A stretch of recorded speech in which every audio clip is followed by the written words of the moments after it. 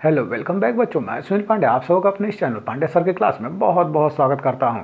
आज हम लोग पढ़ने जा रहे हैं कक्षा 6 की गणित लेसन 3.1। तो आइए शुरू करते हैं और सबसे पहले देखते हैं गुणनखंड अथवा फैक्टर।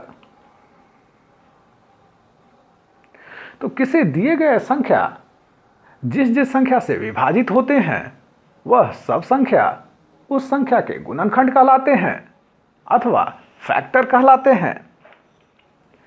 जैसे कि संख्या 8, संख्या 1, 2, 4, 8 से पूरे पूरे विभाजित होते हैं, अतः ये सब संख्याएं संख्या 8 के गुणनखंड हैं।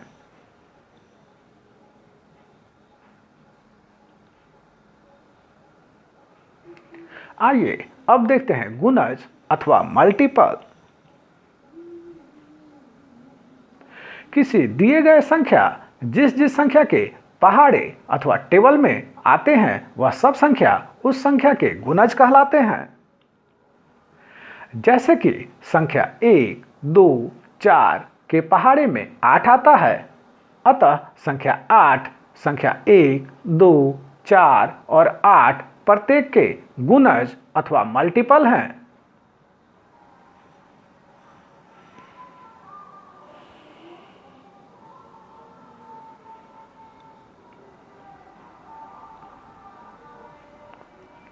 आइए अब देखते हैं संपूर्ण संख्या अथवा परफेक्ट नंबर। तो वह संख्या जिसके सभी गुणनखंडों का योगफल उस संख्या का 2 गुना हो वह एक संपूर्ण संख्या कहलाती है। जैसे 6 और 28। आइए अब इसका एक एग्जाम्पल देख लेते हैं, यह कैसे है। तो 6 के सभी गुणनखंड हैं 1, 2, 3 और 6। यहां हम देखते हैं कि इन गुणनखंडों का योगफल जैसे कि 1 जोड़ 2 जोड़ 3 जोड़ 6 बराबर 12 होते हैं और यह 12 6 का 2 गुना है, अर्थात 6 के सभी गुणनखंडों का योगफल 6 का 2 गुना है। तो इस संख्या को हम संपूर्ण संख्या अथवा परफेक्ट नंबर कहेंगे। वैसे ही एक और उदाहरण ले लेते हैं, वह है 28। तो 28 के सभी गुणनखंड हैं 1, 2, 4, 7, 14 और 28। इनके गुणनखंडों का योगफल होंगे 1 जोड़ 2 जोड़ 4 जोड़ 7 जोड़ 14 जोड़ 28 बराबर 56। यहां हम देखते हैं कि 56 28 का 2 गुना है, अर्थात हम कह सकते हैं कि 28 के सभी गुणनखंडों का योगफल 28 का 2 गुना है, अर्थात यह संख्या एक संपूर्ण संख्या है।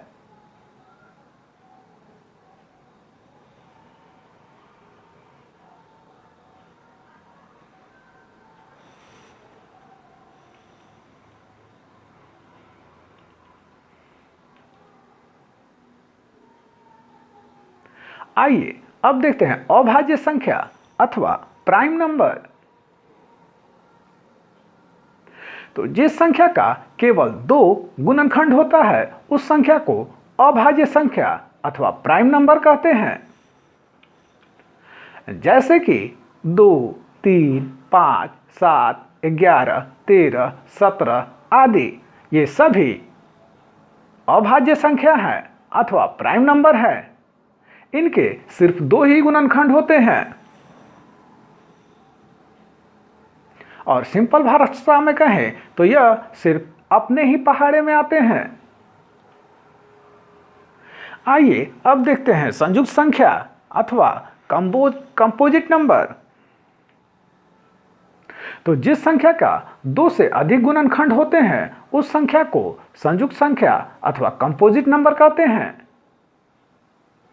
जैसे कि 4, 6, 8, 9, 10, 12, 14 आदि।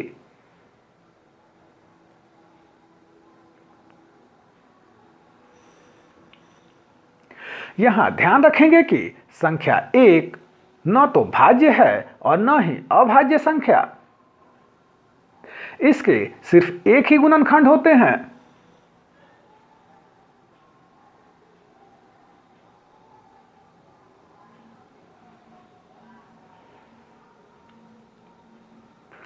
आइए अब अभाज्य संख्या निकालना देखते हैं।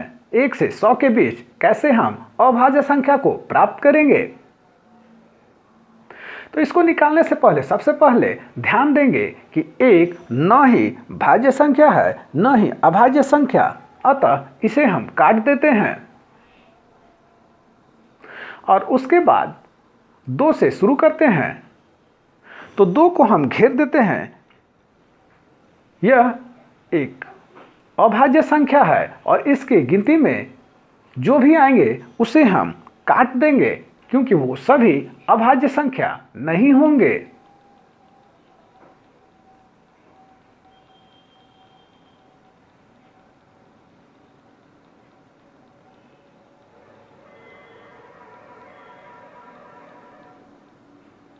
तो यहां हमने 2 के पहाड़े में जो भी आए उसे काट दिए। अब 3 को घेर देते हैं। यह एक अभाज्य संख्या होगा और उसके पहाड़े में जो भी नंबर आएंगे उसे हम काट देंगे।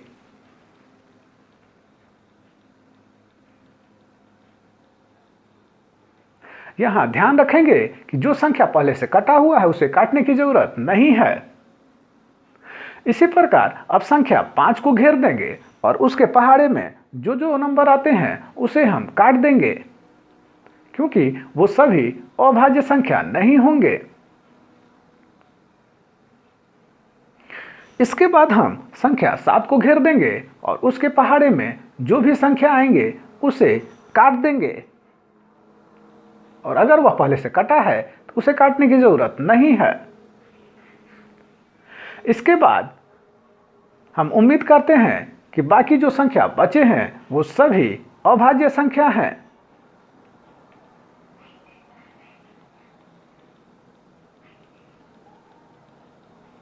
तो यहां जितनी भी संख्या को घेरा जा रहा है वो सभी अभाज्य संख्या हैं। तो इस प्रकार हम अभाज्य संख्या 1 से 100 के बीच को प्राप्त करते हैं।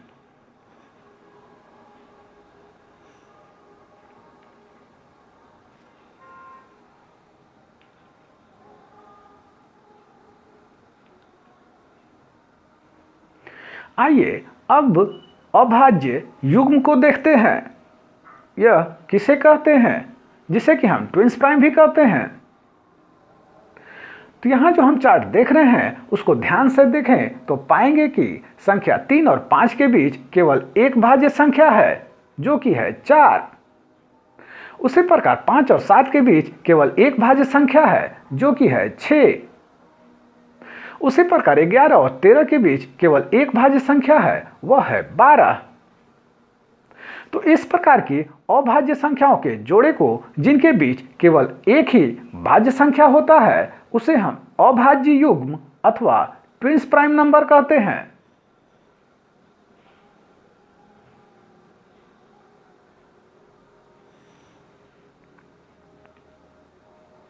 तो आइए अब हम लोग एक्सरसाइज 3.1 पर चलते हैं। वहां पर ये सारे क्वेश्चन दिए हुए हैं जिसे कि हम लोग एक एक कर हल करेंगे।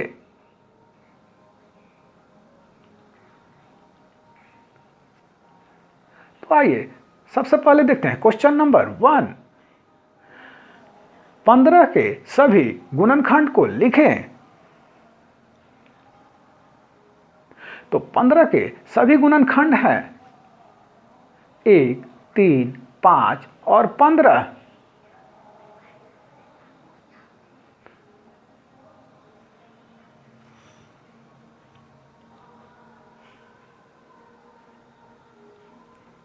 दूसरा क्वेश्चन है 64 के सभी गुणनखंड लिखें। तो यहां आप ध्यान रखेंगे कि यह संख्या किसके किसके पहाड़े में आता है अथवा किससे किससे यह कटता है। तो 64 के सभी गुणनखंड हैं 1, 2, 4, 8, 16, 32 और 64।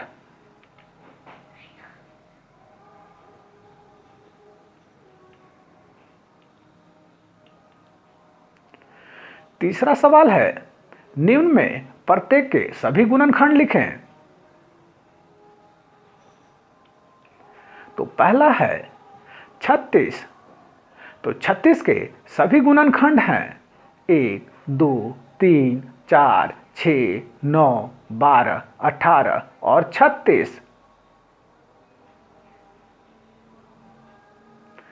तो उम्मीद करता हूं कि अब तक आप समझ गए होंगे कि गुणनखंड मतलब दिए गए संख्या का किसके किसके पहाड़े में वह आता है अथवा वह संख्या किसे किसे करता है, वे सभी उसके गुणनखंड कहलाते हैं।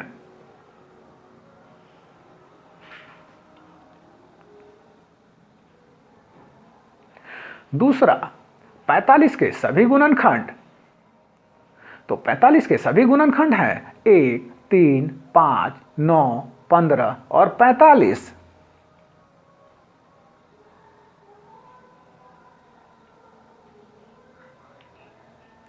तीसरा है 78।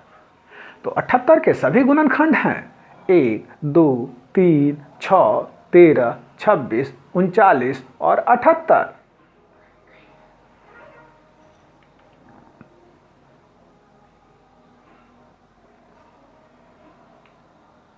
चौथा है 125।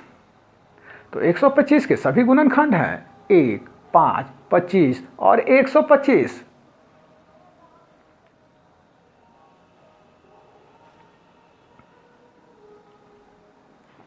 पांचवा है 144। तो 144 के सभी गुणनखंड हैं 1, 2, 3, 4, 6, 8, 9, 12, 16, 18, 24, 36, 48, 72 और 144।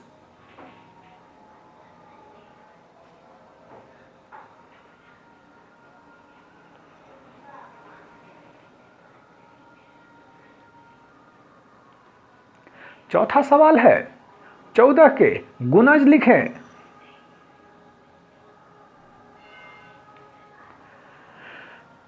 तो 14 के गुणज हैं 14, 18, 42, 56, 70, 84, 98 और क्रमशः आप इसके पहाड़े को लिखते चले जाएं।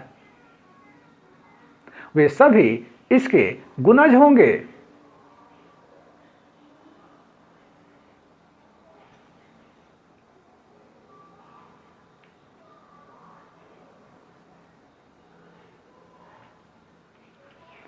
पांचवा सवाल है 18 के गुणज लिखें।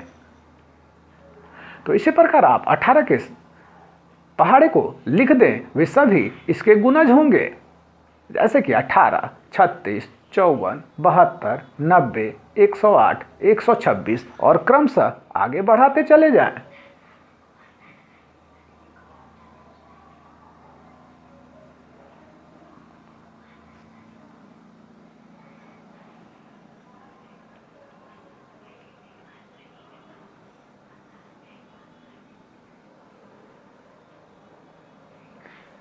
अगला सवाल है निम्नलिखित के 5 गुणज लिखें। तो सबसे पहले है 4। तो 4 के पहले 5 गुणज हैं 4, 8, 12, 16 और 20। तो आपको यहां 4 के पहाड़े को 5 तक लिख देना है। यही 4 के पहले 5 गुणज हैं।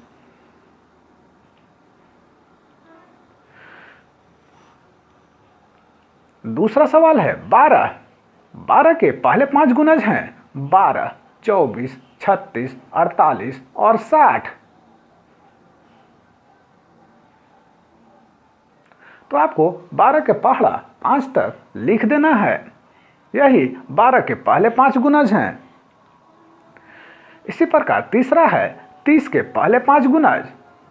तो 30 के पहले 5 गुणज हैं 30, 60, 90, 120 और 150।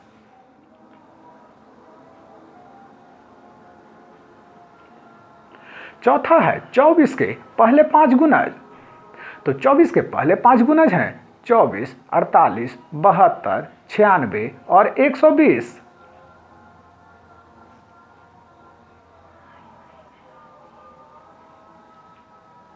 पांचवा है 50 के पहले 5 गुणज लिखें तो 50 के पहले 5 गुणज हैं 50, 100, 150, 200 और 250। तो उम्मीद करता हूं कि आप लोग अब तक समझ चुके होंगे। गुणज गुणज का मतलब है आपको पहाड़ा लिख देना है। जितना तक का आपको कहा जाए उतने तक के पहाड़ा को लिख दें।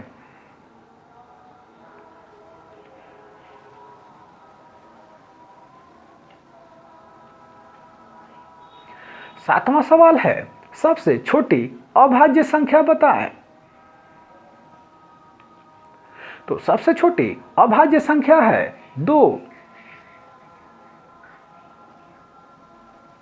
क्योंकि 2 से पहले 1 को हमने देखा था कि न ही एक अभाज्य संख्या है न ही भाज्य संख्या है, अतः सबसे छोटी अभाज्य संख्या 2 है।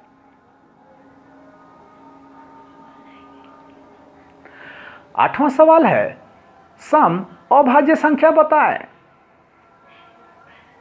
यहां भी जवाब सेम ही होगा। सम अभाज्य संख्या 2 है।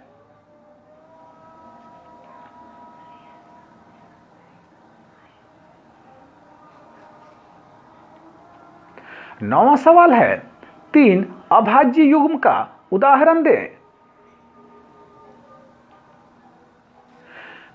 तो 3 और 5, 5 और 7, 11 और 13 ये अभाज्य युग्म का उदाहरण है।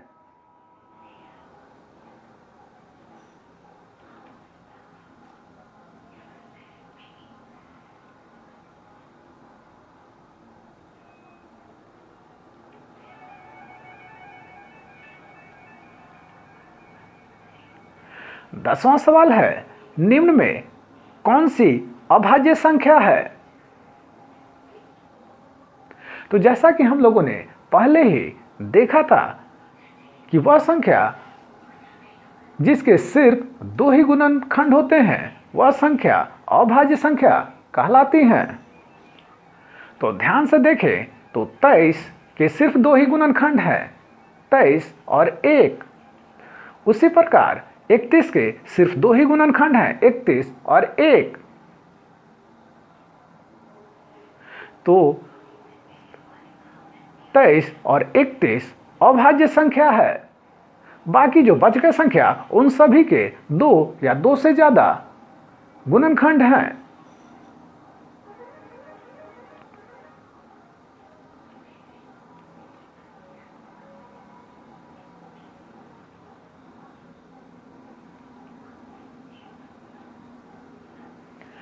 ग्यारहवां सवाल है, सबसे छोटी संयुक्त संख्या बताएं। तो सबसे छोटी संयुक्त संख्या है 4।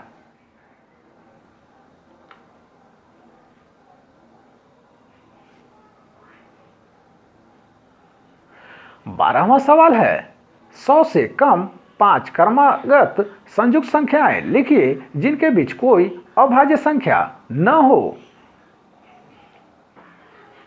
तो 100 से कम 5 क्रमागत संयुक्त संख्याएं जिनके बीच कोई अभाज्य संख्या न हो है 24, 25, 26, 27 और 28। तो यहां हम देख रहे हैं ये सभी संयुक्त संख्याएं हैं जो क्रमागत हैं, इनके बीच कोई भी अभाज्य संख्या नहीं है। तो यही हुआ हमारा जवाब।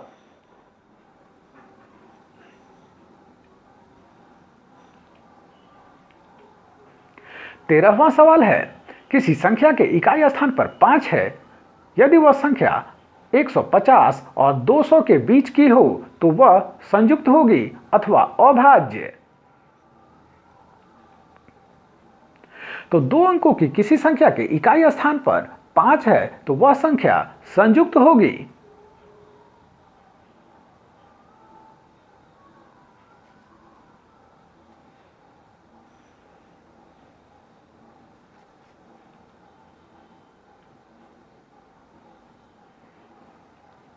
चौदहवां सवाल है, 10 से बड़ी किसी संख्या के अभाज्य होने के लिए उसके इकाई स्थान पर कौन कौन से अंक हो सकते हैं।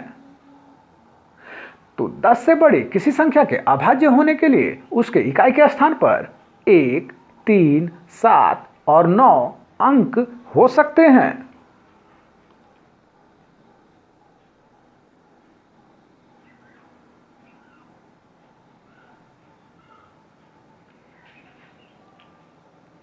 पंद्रहवां सवाल है, क्या कोई ऐसी भी संख्या है जिसका कोई गुणनखंड ना हो? नहीं, ऐसी कोई संख्या नहीं है जिसका कोई गुणनखंड न हो।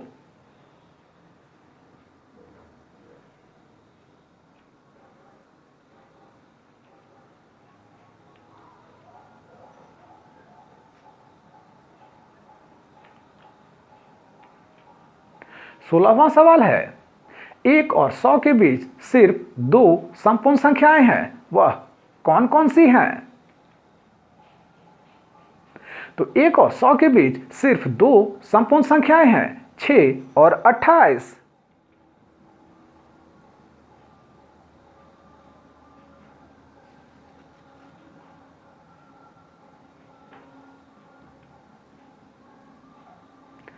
अगला सवाल है,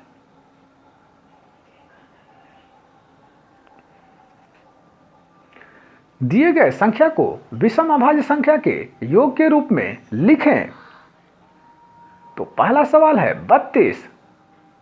तो 32 के दो विषम संख्याओं के योग हैं 13 जोड़ 19 बराबर हुए 32।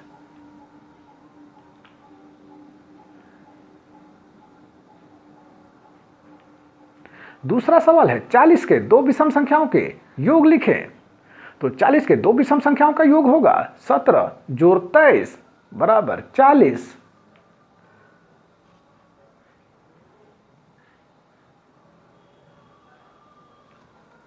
तीसरा सवाल है 56 के दो विषम संख्याओं का योग लिखें। तो 56 के दो विषम संख्याओं के योग हैं 13 जोड़ 43 बराबर 56।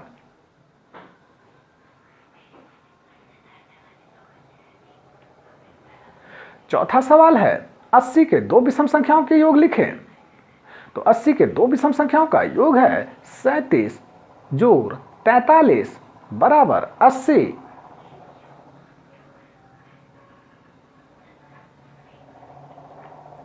पांचवा सवाल है 100 के दो विषम संख्याओं का योग लिखें। तो 100 के दो विषम संख्याओं के योग हैं 47 जोड़ 53 बराबर 100।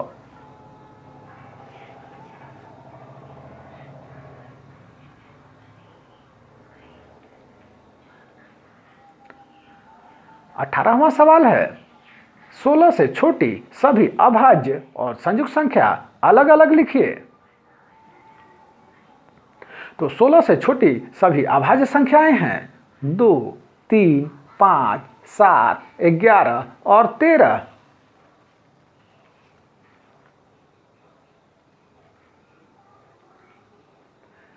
इसी प्रकार 16 से छोटी सभी संयुक्त संख्याएं हैं 4, 6, 8, 9, 10, 12, 14, 15।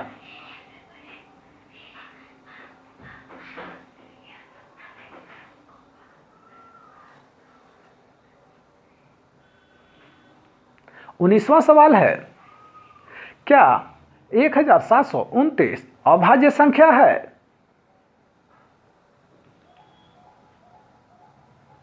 एक 1729 अभाज्य संख्या नहीं है, क्योंकि यह 7 से कट जाता है अथवा 7 के पहाड़े में आता है।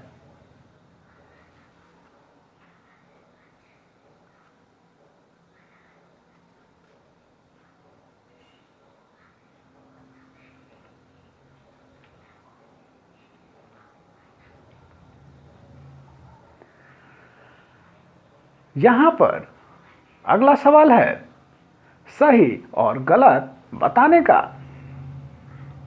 तो पहला सवाल है वह संख्या जिसका केवल एक अपवर्तक होता है वह संख्या 1 है, सही। दूसरा है सबसे छोटी सम अभाज्य संख्या 2 है, सही। तीसरा है सबसे छोटी संयुक्त संख्या 6 है। गलत। चौथा सवाल है दो अभाज्य संख्याओं का योग सम होता है। गलत। पांचवा सवाल है दो को छोड़कर किन्हीं भी दो अभाज्य संख्या का योगफल सम संख्या होती है। सही।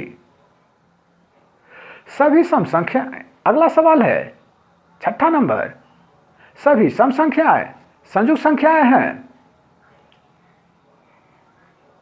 गलत। सातवां सवाल है तीन विषम संख्याओं का योगफल विषम संख्या होती है। सही। सातवां सवाल है दो सम संख्याओं का योगफल सदैव सम संख्या होती है। सही।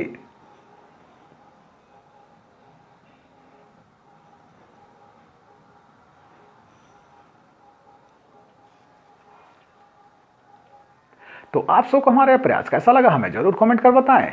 हमारे इस चैनल पांडे सर की क्लास को जरूर सब्सक्राइब करें और बेल बटन को दबाएं ताकि आने वाली वीडियो का नोटिफिकेशन आपको मिलता रहे। दूसरों के साथ इसे शेयर करें और हाँ, लाइक करना तो बिल्कुल ना भूलें। आपका लाइक करना ही हमारी मेहनत का फल है। धन्यवाद। Thank you.